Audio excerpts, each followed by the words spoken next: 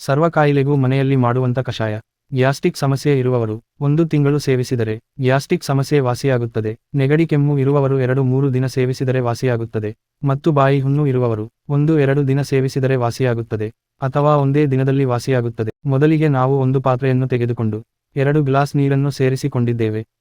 ನಾವು ಇಂಗ್ರೀಡಿಯೆಂಟ್ಸ್ನ ಬಿಸಿಲಲ್ಲಿಟ್ಟು ಮಿಕ್ಸಿಯಲ್ಲಿ ಪೌಡರ್ ತರ ಮಾಡಿಕೊಂಡಿದ್ದೇವೆ. 1 ಟೀ ಸ್ಪೂನ್ ಜೀರಿಗೆ ಪುಡಿ, ಅರ್ಧ ಟೀ ಸ್ಪೂನ್ ಧನಿಯಾ ಪೌಡರ್, 1/4 ಟೀ ಸ್ಪೂನ್ ಚಕ್ರಮೊಗ್ಗು ಮತ್ತು ನಾವು ಸೋಂಪು ಕಾಳನ್ನು ಸೇರಿಸಿದ್ದೇವೆ. ಜೀರಿಗೆ ಮತ್ತು ಧನಿಯಾ ಪೌಡರ್ ಪ್ರಮಾಣವನ್ನು ಹೆಚ್ಚಿಸಿ ಉಳಿದ ಪದಾರ್ಥಗಳನ್ನು ಸ್ವಲ್ಪ ಸ್ವಲ್ಪವಾಗಿ ತೆಗೆದುಕೊಳ್ಳಬೇಕು. ಸ್ವಲ್ಪ ಚಕ್ಕೆ ಅಥವಾ ದಾಲ್ಚಿನ್ನಿ, ಸ್ವಲ್ಪ ಶುಂಠಿಯನ್ನು ತೆಗೆದುಕೊಳ್ಳಬೇಕು. ಗ್ಯಾಸ್ಟ್ರಿಕ್ ಇರುವವರು ಇದನ್ನು ಸೇವಿಸಿದರೆ ಹೊಟ್ಟೆ ಉರಿ ಆಗಬಹುದು. ಆದ್ದರಿಂದ ಶುಂಠಿಯನ್ನು ಸ್ಕಿಪ್ ಮಾಡಬಹುದು ಅಥವಾ ಒಣ ಶುಂಠಿಯನ್ನು ಸೇರಿಸಿಕೊಳ್ಳಬಹುದು. ಸ್ವಲ್ಪ ಅಜ್ವಾನ ಅಥವಾ ಓಂಕಾಳು, ಸ್ವಲ್ಪ ಅರಿಶಿನ. ನಾವು ದೊಡ್ಡಪತ್ರೆ ಸೊಪ್ಪು ಮತ್ತು ತುಳಸಿ ಎಲೆಗಳನ್ನು ತೊಳೆದು ಸೇರಿಸಿಕೊಳ್ಳುತ್ತಿದ್ದೇವೆ. ಇದು ಉಷ್ಣಗುಣವನ್ನು ಹೊಂದಿರುವ ಕಾರಣ ಇದನ್ನು ಸ್ವಲ್ಪ ಸೇರಿಸಿಕೊಳ್ಳಬೇಕು ಅಥವಾ ವಾರಕ್ಕೊಮ್ಮೆ ಉಪಯೋಗಿಸಬಹುದು.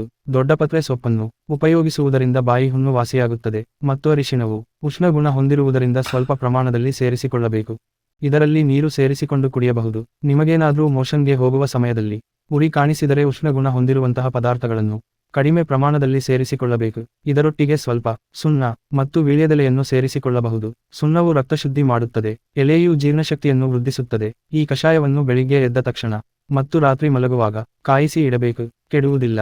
ಜೀರಿಗೆಯು ಪಿತ್ತವನ್ನು ಶಮನ ಮಾಡುತ್ತದೆ. ನಿಮಗೆ ಇದರಿಂದ ಉಪಯುಕ್ತವಾಗಿದ್ದರೆ ಲೈಕ್ ಮತ್ತು ಶೇರ್ ಮಾಡಿ, ಸಬ್ಸ್ಕ್ರೈಬ್ ಮಾಡಿ.